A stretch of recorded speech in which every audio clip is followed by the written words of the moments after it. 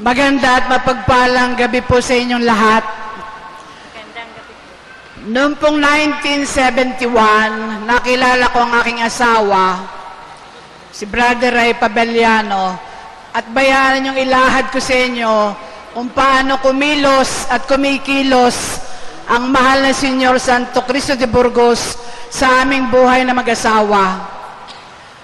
Nang kami po ikasal, kay iba sa ibang mag-asawa, wala po kami bit-bit na lupa o naman ng bahay o naman ng kasangkapan. Kami po ay naging mag-asawa ng kami lang. Walang nabigay ang ibang tao. Ang naging puhunan namin po ay ako'y isang guro. Ako po ay nagtapos sa Universidad ng Santo Tomas sa Manila. At ang aking pong asawa naman ay Bachelor of Arts graduate. Kaya yun po ay napakalaking tulong para po kami mabuhay sa araw-araw. Simple lang ang buhay namin. Kung meron, meron. Kung wala, ay wala. 1979, 80, 81, dito sa Sariaya, usong-uso po yung iiwanan ng lalaki ang kanyang pamilya at mag-abroad. So ang target po ng mga tao ay Saudi Arabia. Isa po si Ray sa napaibig na mag-abroad.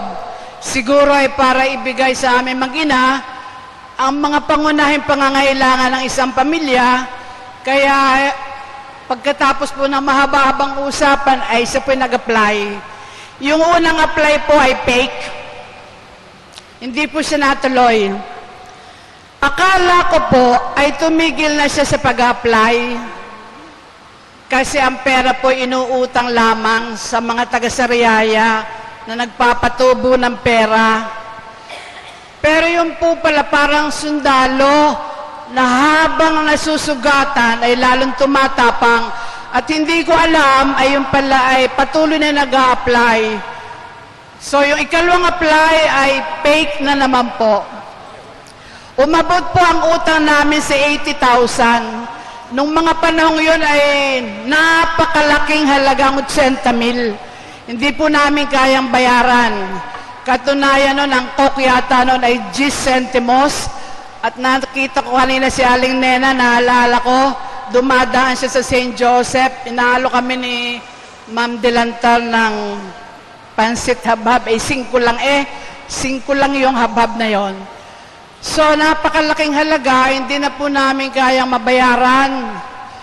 Dumating ang panahon na marami na pong pumupunta sa aming bahay, naniningil, nagmumura, nanghuhusga, nagbibintang, pero ako po ay wala po akong masabi.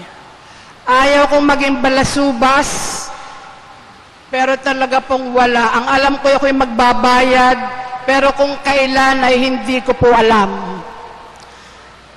Isang tanghali po, ako po'y pagod na. Sa bigat ng aking dinadala sa buhay, pumunta po ako sa mahal na Senyor. Pasok po ako dun sa retablo at para po akong batang umiyak. Ako po'y nagsumbong, nagpampon, para bang ikay nalulunod, na humihingi ka ng saklolo, Diyos ko, tulungan mo ako. At ang katapusan sinabi ko po ay, mahal na Senyor, ikaw na po ang magbayad. Nung ako po'y may masmasa na ng pag-iyak, ako po'y umuwi na sa amin. 3 araw pagkatapos nun, dumating po ang aking asawa. May daladalang ticket ng eroplano. Nandun po pa rin ang takot ko. Sabi niya, ito na nga ang ticket, aalis na ako. Hindi po ako naniwala kasi ang alam ko baka fake na naman. Pero sa madaling salita po'y natuloy. Napakaganda po ng napuntahan ni Ray sa abroad. Siya pinapadestino sa Buraida, Saudi Arabia. Tunay nga pong ang pagpapala ng Diyos ay walang katapusan. Kasi po 3 buwan, binayadan po niyang lahat ng aming pagkakautang.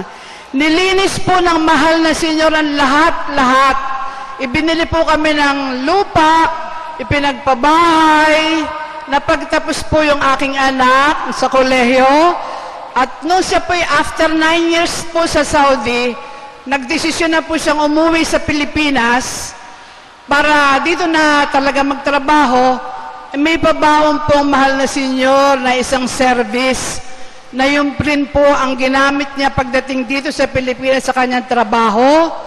Hanggang ngayon po ay nasa amin yung service na yan. Di po yan mapalitan dahil yan ay hindi amin, yan ay sa mahal na senyor. Daman-dama ko po ang pagpapala ng mahal na senyor.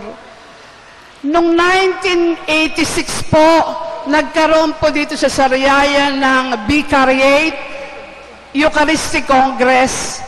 Yung pong aming bahay na bigay ng mahal na senyor ay napili na pagtanghalan po ng banal na Eucharistia. Itinanghal po ba yung banal na sakramento? Doon sa bahay namin, pagdating doon sa bahay namin sa Calle Pablo, ang mga tao po ay tumigil at lumuhod sa kalye, pumasok po sa terasa namin ang 6 na pari kung saan itinaas po yung Blessed Sacrament po ba? Santissimo, banal na Santissimo, at lahat po ng tayo nagluhod. Diyos ko po, ano po bang pagpapala ito? Talaga pong hindi ko yun makalimutan. 2003 po, ako po'y nag-retire na bilang guro. 34 na taon po ako sa St. Joseph, at ako po ay may edad na. Wala po akong balak na maglingkod sa simbahan. Ang alam ko, ako po'y tutulog lang kasi bilang guro, parang uhaw na uhaw ako sa tulog. Kasi po'y naaabot ng hating gabi, ang pag-check ng mga papel, mga teams, mga kung ano-anong mga reports. At ang alam ko, matulog muna ako ng matagal. 2003 po, dito sa simbahan, dito po sa kinatatayuan ko ngayon, pumunta po dito si Ma'am Saning Luntok at sinabi na si Ma'am Carmelita Pabellano ang nanalo bilang bagong kalihim ng PPC election. Sabi ng mga madre sa amin ay aming inihahanda ka ng Diyos sa gawain sa simbahan. Yun ang simula ng pagpasok ko po dito bilang tagapaglingkod ng mahal na senyor. 2003 din po ay ako po'y pinakiusapan ni Monsignor Boy Berastige na maging sekretary naman ng PCEA. Kaya po ako'y napapunta naman sa PCEA kung tawagin. 2007 po, itinatag naman ang karagdagang konseho. Ito po yung konseho ng Church Heritage. Ang alam ko po, pinakiusapan siya ni Monsignor Boy, si Ray po, na sumali doon bilang membro, ay hindi po pala sila pumayag na hindi kasama ang asawa. Kaya kami po, ako po nakasama doon. Nagkasakit si Brother Ongpin, si Ninong ko po yun eh. Nagkasakit siya at nag-resign siya bilang kalihim. So doon po sa konseho ng Church Heritage, ay ako po ay inihalal na bagong secretary.